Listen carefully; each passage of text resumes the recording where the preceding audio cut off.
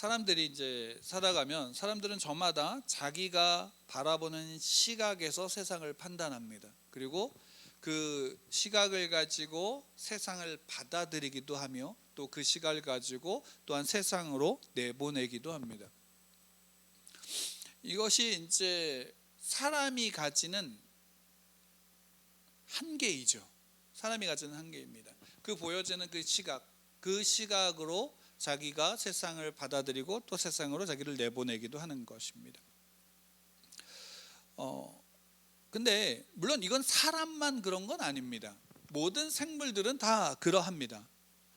쉽게 말한다면 동물들은 또 생물들은 결국 세상을 어떤 식으로 바라보나요? 욕망에 충실하죠.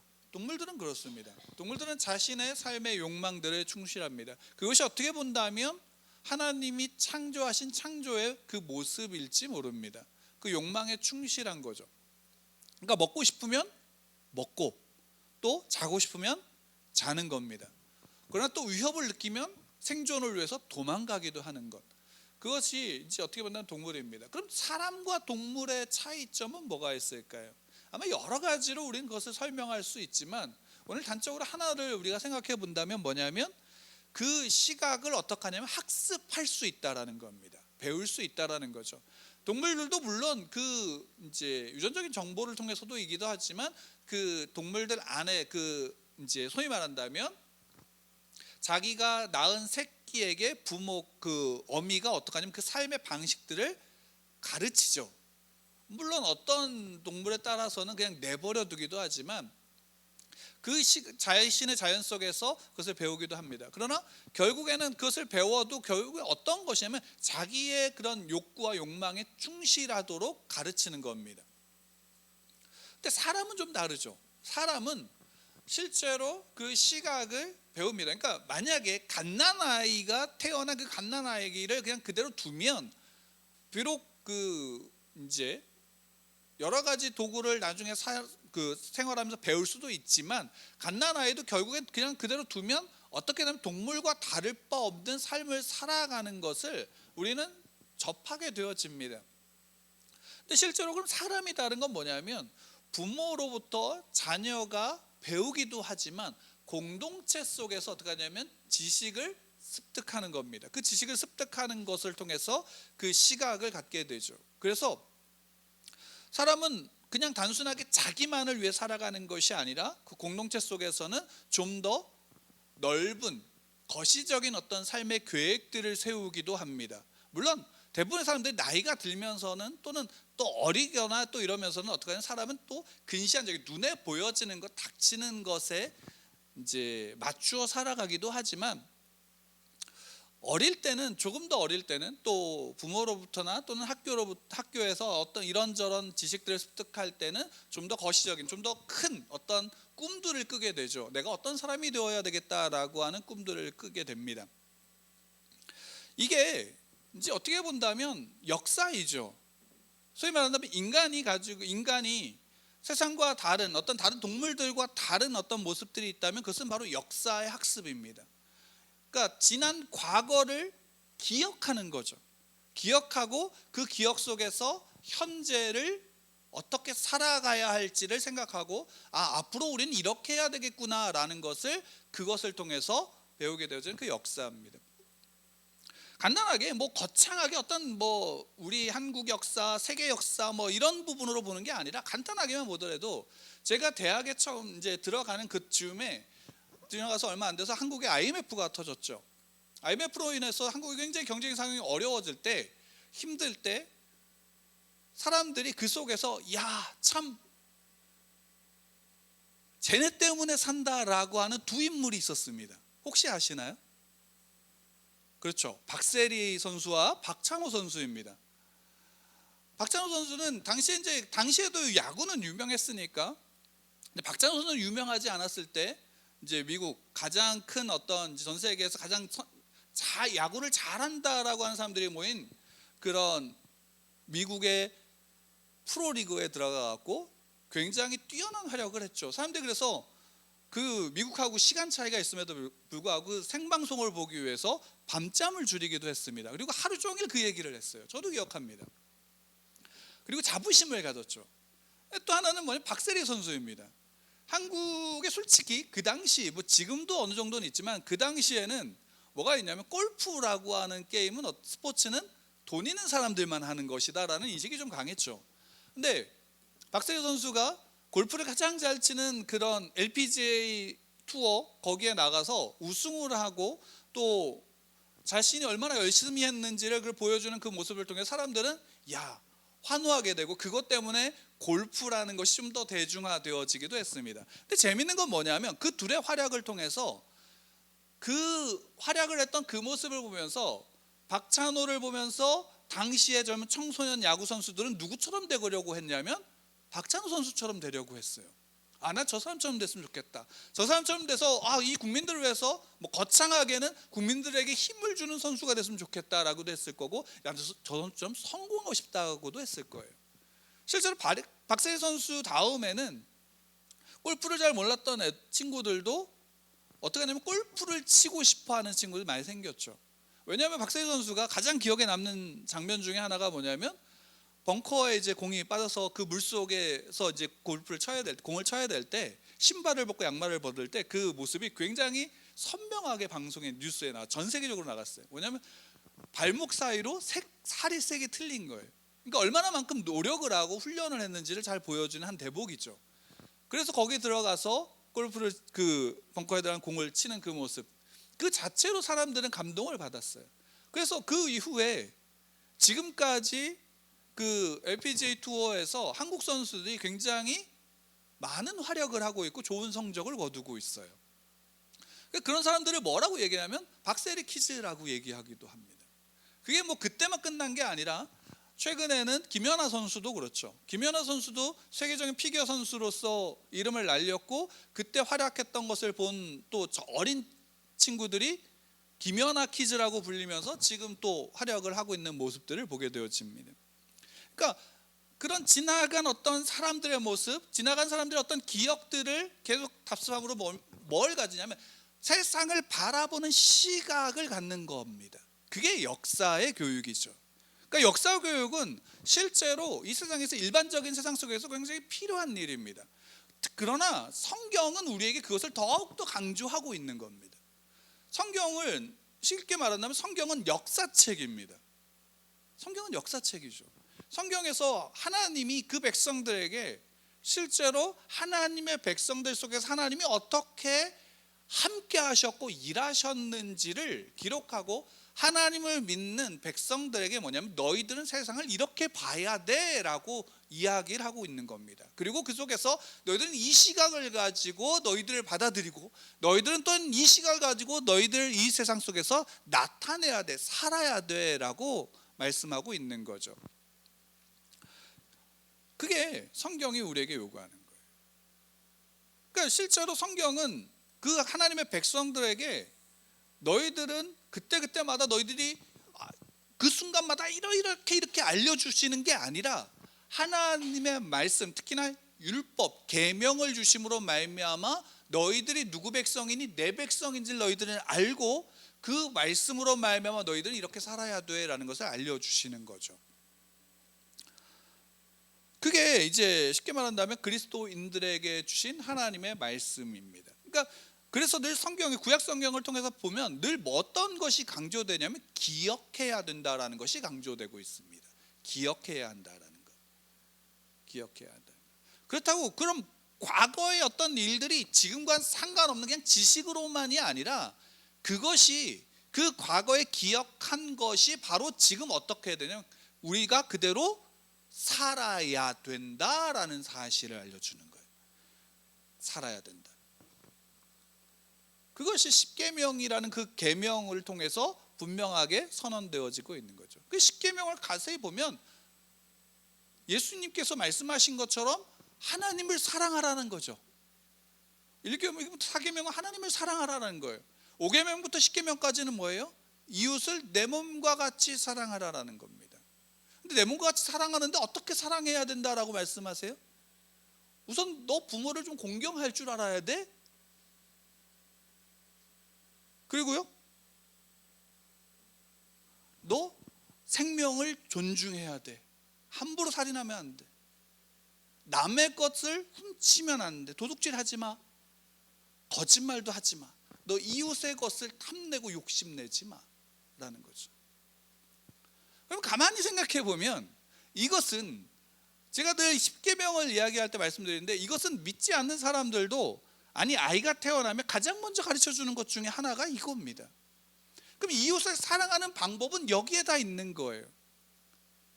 근데 중요한 건 뭐예요? 그럼 이 십계명이라는 것 자체는 가장 그 안에 담겨져 있는 핵심 키워드는 이거죠. 사랑이라는 겁니다. 그것이 우리는 좀 분류해서 볼 때 하나님이 우리를 향한 사랑은 뭡니까? 은혜인 거예요.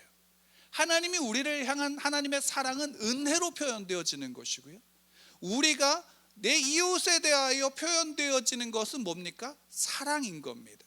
그러니까 그 하나님의 은혜와 우리가 표현해야 될 그 사랑이 이 십계명 안에 들어져 있는 것이, 그게 하나님의 말씀이고 너희들이 세상을 살아야 된 시각은 여기에 있어라는 거죠. 하나님의 은혜를 기억하고 그 은혜 속에서 사람들에게 사랑하며 살아가라라는 겁니다. 그래서 우리가 이제 베드로 전서 말씀을 통해서 볼 때 베드로 사도가 흩어진 나그네된 성도들에게 요구한 건 뭐냐면, 너희들 구원받았지? 구원받은 성도는 거룩하게 살아야 돼 라고 말씀하셨죠. 그 거룩함은 어떻게 나타나야 되냐면, 거룩한 삶은 사랑하는 삶이다 라는 것입니다. 거룩한 삶은 사랑하는 삶이다 라는 것이.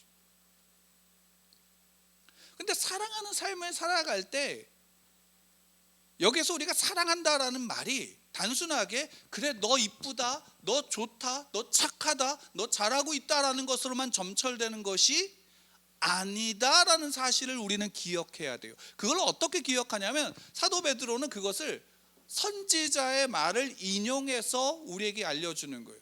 누구를 중심으로? 예수 그리스도를 중심으로 이야기를 하는 겁니다. 예수님이 어떤 분이냐? 보배로 모퉁이돌을 시온의 모퉁이돌로 시온에 있었는데, 그러니까 여러분, 모퉁이돌이라는 것은 지난주에도 말씀드렸다시피 건축할 때 기준이 되는, 돌로 이렇게 쌓을 때 기준이 되는 시작점을 말한다라고 말씀드렸습니다. 그게 시온에 있다라는 거죠. 그럼 거룩한 성전이 어디에 있어요? 시온에 있는 거죠. 그거를 빗댄 거예요.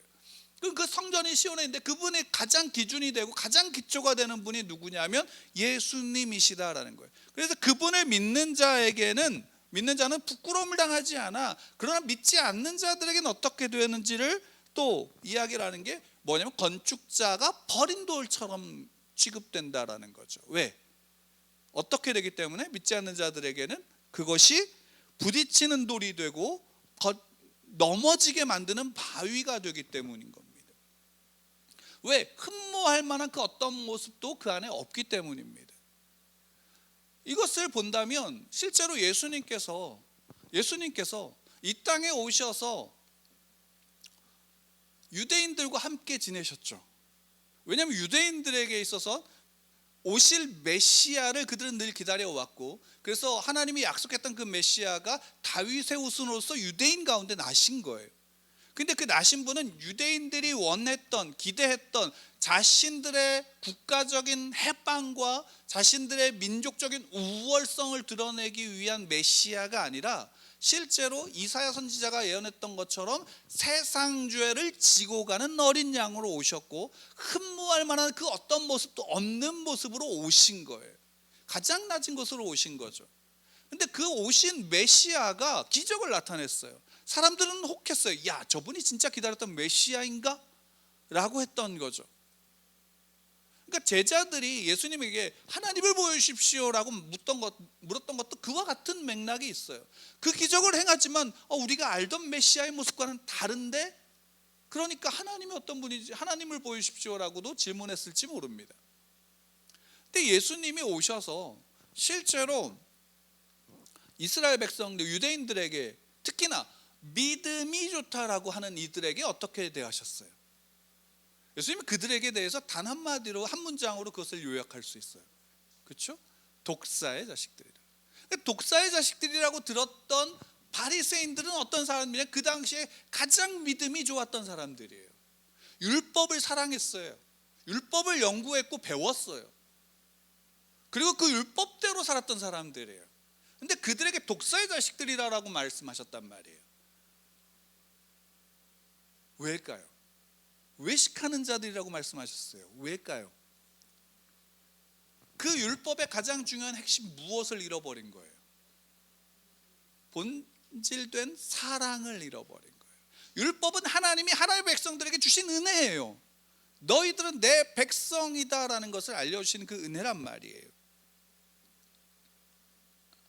근데 그것을 잃어버린 그들에게 예수님이 말씀하신 단 한마디는 뭐냐면 독사의 자식들이라. 왜요? 그걸로 그들은, 그 율법으로 그들은 뭘 했어요?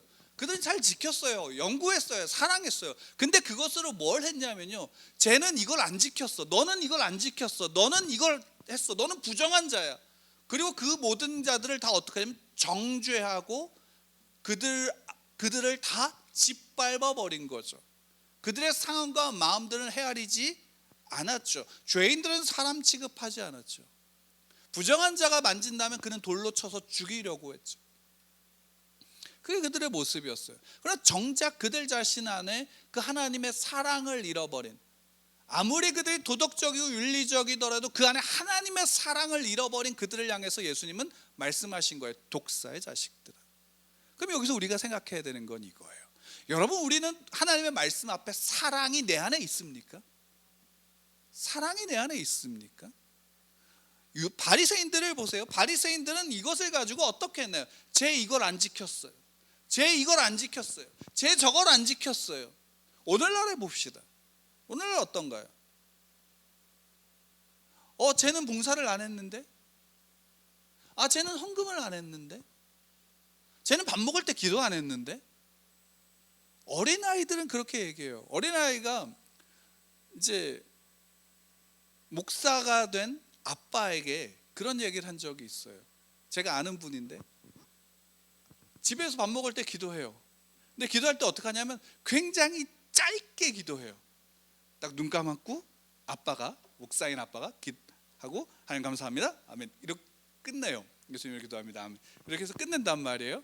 근데 그분이 다른 데 모임에 가서 기도를 하는 거예요. 거기에 아이도 갔어요. 아이도 가서 이렇게 얘기를 하는 거예요. 아빠가 기도하는 걸 봤어요. 그리고 와서 그 자리에서 그러는 거예요. 아빠 집에서 기도하는 거랑 다른데? 왜? 그 자리에서는 길고 거창하게 기도했거든요. 그러니까 아이의 시각이죠. 거기에 단순하게 질문하고 왜 달라? 이거죠. 실제로 우리도 실제로 그런 거예요. 어떤 경우예요? 어떤 경우예요?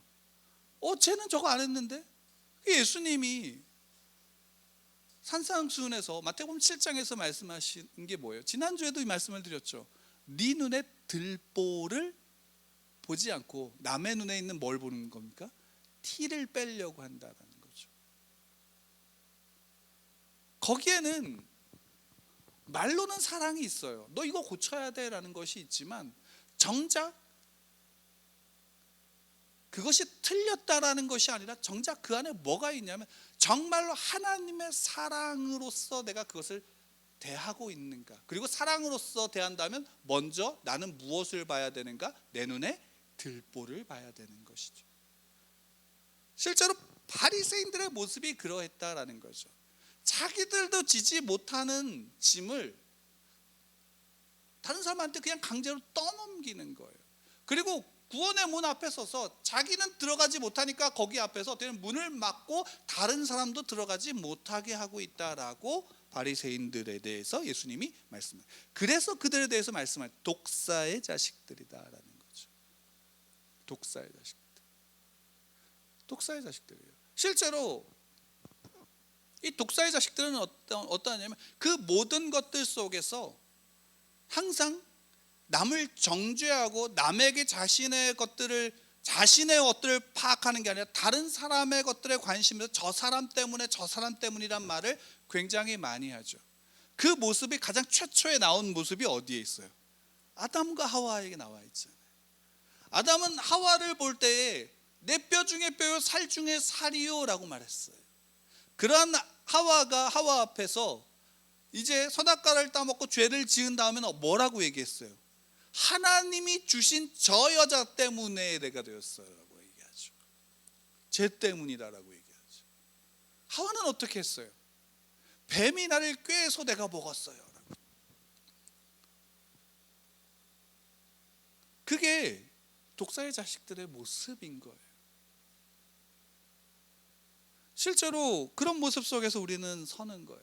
그러면 하나님이, 예수님께서 율법과 선지자들의 강령이 무엇입니까? 라고 물었던 이 앞에서 하나님을 사랑하고 내 이웃을 내 몸과 같이 사랑하는 것이다 라고 했을 때, 그 사랑, 하나님의 은혜를 기억하고 그 하나님의 사랑인 은혜를 받음으로 말미암아, 하나님의 사랑으로 말미암아 내가 그 내 이웃을 나와 같이 사랑하는 자가 그리스도인인 거예요. 나와 같이 사랑하는 자. 내가 사랑받기 원하는 모습으로 내 사랑을 나타내는 것, 그게 그리스도인인 거죠. 근데 그러다 보면 어떤 일이 벌어지냐면 부딪히는 거예요. 뭐가 먼저 부딪힐까요? 내가 먼저 부딪히는 거예요. 내가 먼저 못 견디는 거예요. 그리고 그 앞에 부딪혀서 내가 넘어지게 되는 거예요. 근데 그 부딪히고 넘어지는 돌이 뭐가 되어야 된다라고 말씀하시는 거예요?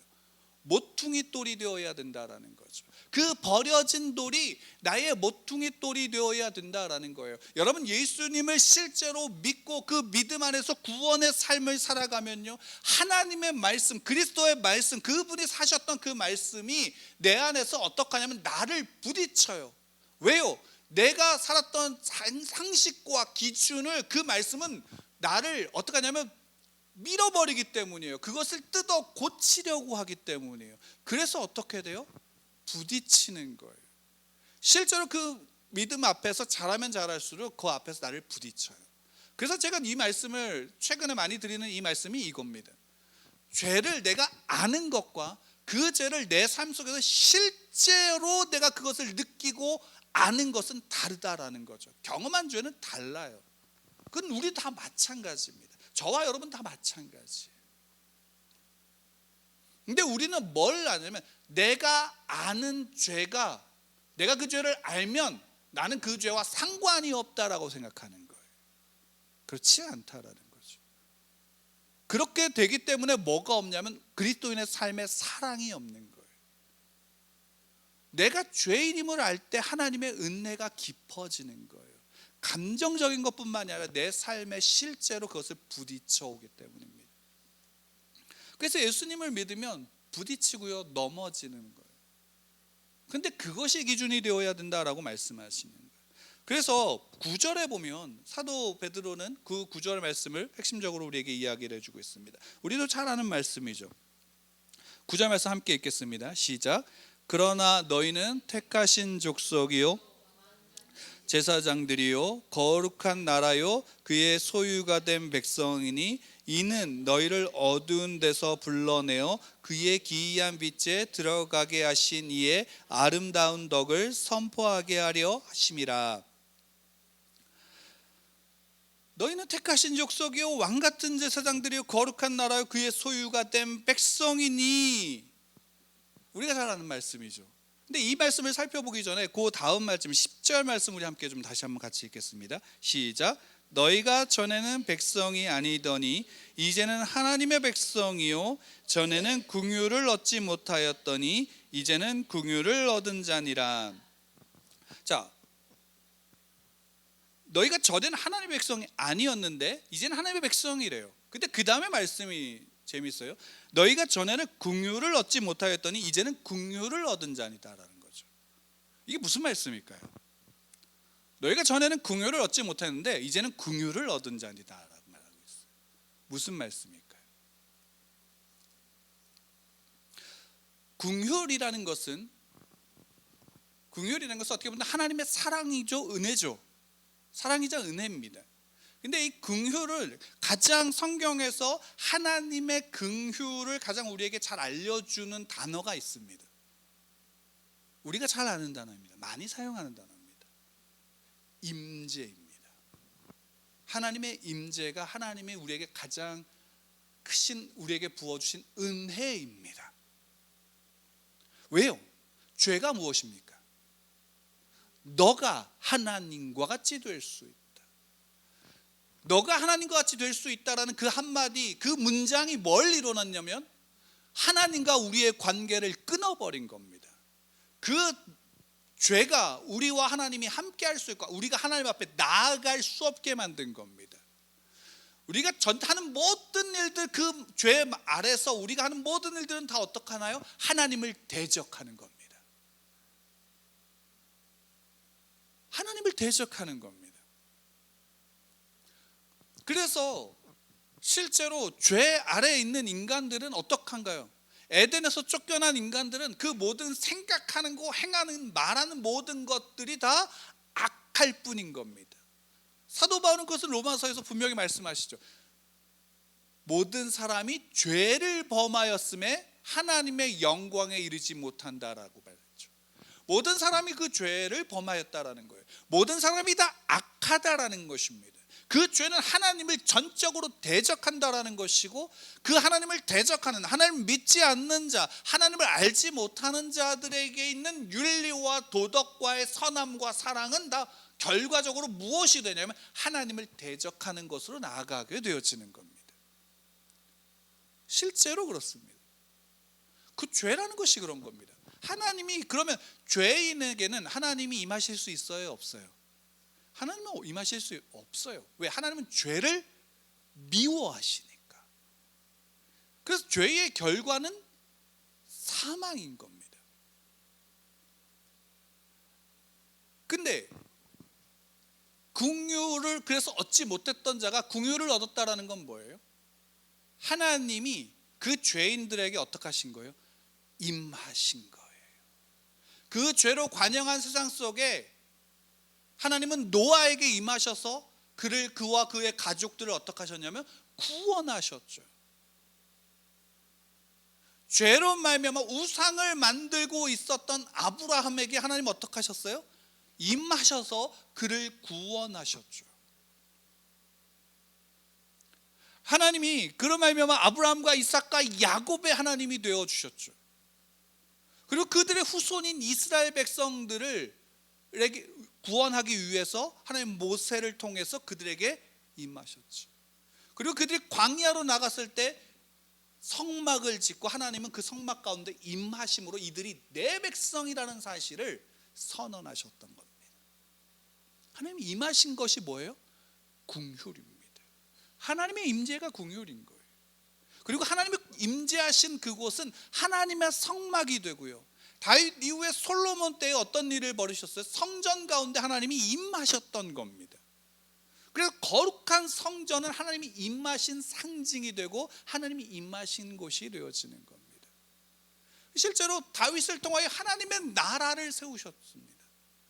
그러나 그 가운데서 있었던 그 모든 것들은 결국 예수 그리스도를 통해서 이제 예수 그리스도가 문이 되시고 그분을 통해서 하나님께 나아갈 수 있게 하신, 그분을 믿고 영접하는 자마다 하나님의 자녀가 되게 하신 하나님의 긍휼이 그를 믿는 모든 구원받은 백성에게 임하는 것입니다.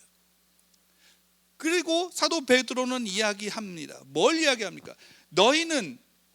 너희도 5절에서 너희도 산돌같이 신령한 집으로 세워지고 라고 말하고 있죠.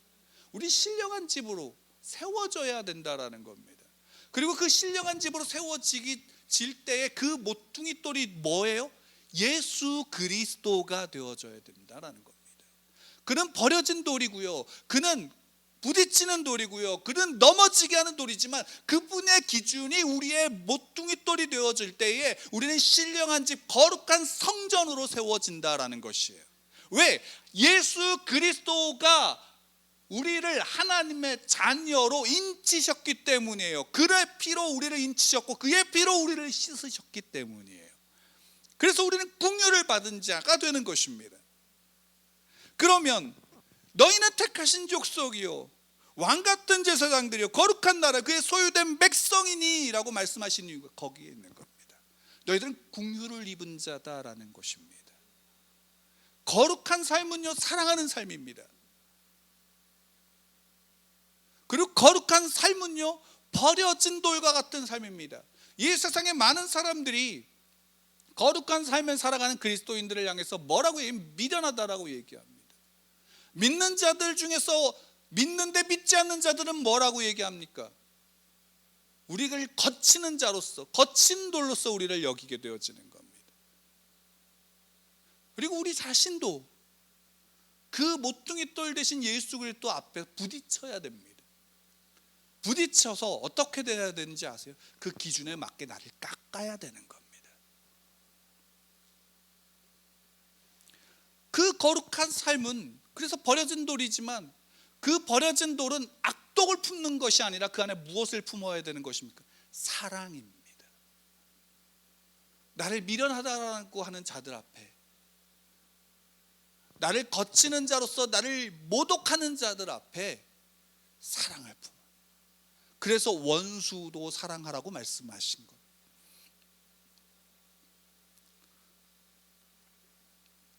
그럼 그 사랑이 무엇일까요?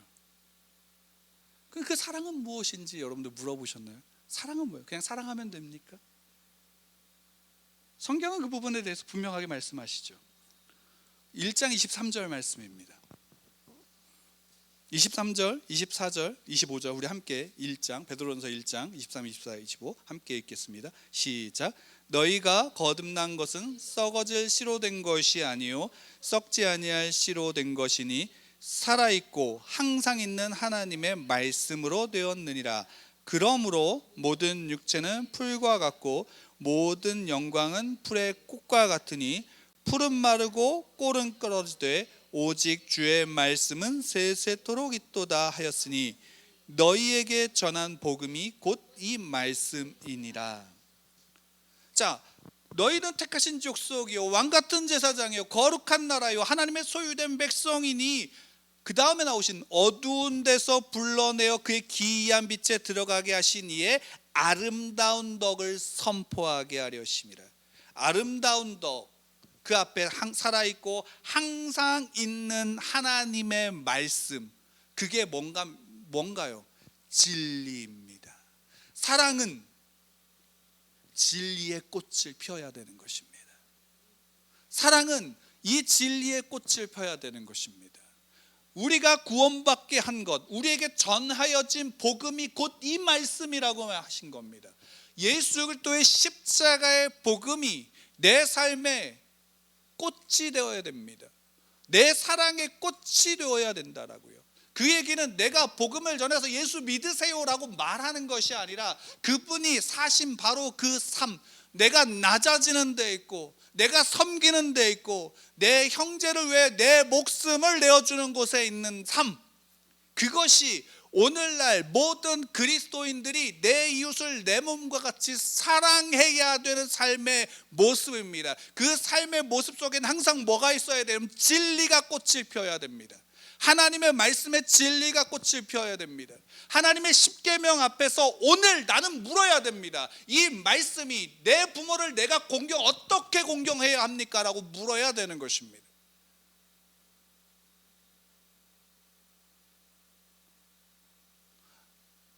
내가 도둑질하는 것이 정말 이게 내가 도둑질하는 것입니까? 라고 물어야 된다라고요. 하나님의 은혜를 받은 자는 그것을 하나님 앞에 물어야 된다고요. 그 질문이 내게 없다면 아직 나는 어린아이와 같을 수밖에 없습니다. 여러분, 그러면 어린아이와 같기를 원하십니까? 성경은 우리에게 분명하게 말씀하시는 겁니다. 성도는 구원받은 자는 거룩하게 살아야 돼. 거룩한 삶은 사랑하는 삶이야. 그리고 사랑은 진리의 꽃을 피워야 된다라고 말씀하시는 거예요. 여러분, 구원받은 자가 하나님의 말씀을 보지 않는다? 그리고 하나님의 말씀을 내가 원하는 대로만 해석한다? 여러분, 속되게 좀 표현하겠습니다. 그거 다 뻥입니다. 여러분들 역사를 배워야 될 필요가 여기에 있는 겁니다. 왜 우리가 한국의 역사를 배워야 될까요? 내가 한국 국민이기 때문입니다. 내가 세계사를 배워야 되는 이유가 뭘까요? 내가 이 지구촌에 살기 때문입니다. 여기서 우리는 한 가지를 더 배워야 돼요. 성경의 역사를 우리는 배워야 됩니다. 그리고요, 이 성경이 어떻게 해석되어져 왔는지, 이 말씀 앞에 우리의 믿음의 선배들은 어떤 치열한 고민을 해서 어떤 결과를 냈는지를 우리는 배워야 됩니다. 그리고 내가 지금 아는 것, 누군가가 지금 얘기한 그것에 맞추는 게 아니라 우리의 역사 속에서 우리의 믿음의 선배들이 어떻게 말했는지를 좀 살펴볼 필요가 있습니다.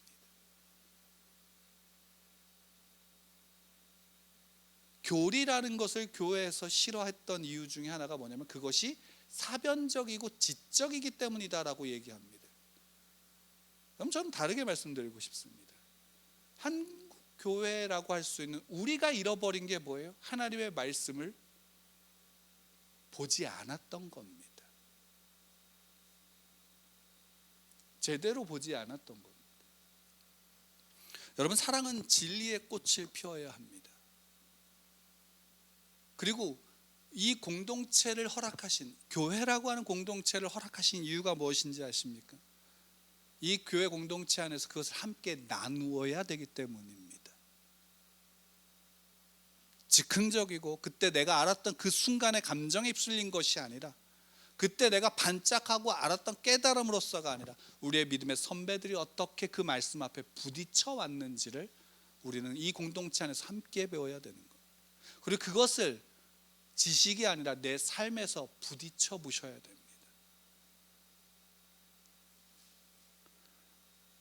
1장 23절, 그래서 사도 베드로는 강조하고 있는 겁니다. 살아있고 항상 있는 하나님의 말씀입니다. 구약에도 살아있고 항상 있는 하나님의 말씀이셨고, 신약에도 살아있고 항상 있는 하나님의 말씀이셨고, 우리의 믿음의 선배들, 교회사의 역사를 본다면 초대와 중세와 현대, 근대와 현대에 이르는 모든 교회사 속에서, 모든 믿는 자들 속에서 살아있고 항상 있는 하나님의 말씀이십니다. 그 말씀 앞에 우리는 서야 됩니다. 그 말씀 앞에 우리는 부딪혀야 됩니다. 이게 그리스도인입니다. 내가 사랑의 꽃, 사랑의 삶을 살고 싶으십니까? 진리의 꽃을 피우십시오. 진리의 꽃을 피우십시오. 여러분, 그렇다고 오해하지 마시기 바랍니다. 우리가 지금까지 살아왔던 그 삶, 여러분들이 살고 계시는 바로 그 삶을 계속 사시면서 여기에 하나를 덧붙여야 된다라는 것입니다. 우리가 그 사실을 믿고 주님 앞에 저와 여러분들이 함께 서서 함께 예배하며 함께 하나님의 기쁨을 누리는, 그리고 신앙이 더 깊어지는 은혜를 누리기를 축원합니다. 사랑은 진리의 꽃을 펴야 합니다. 꽃은 향기가 납니다. 꽃은 향기가 납니다. 그 은혜와 그 영광 속에 우리가 함께 선시는 저와 여러분들 되기를 축원합니다.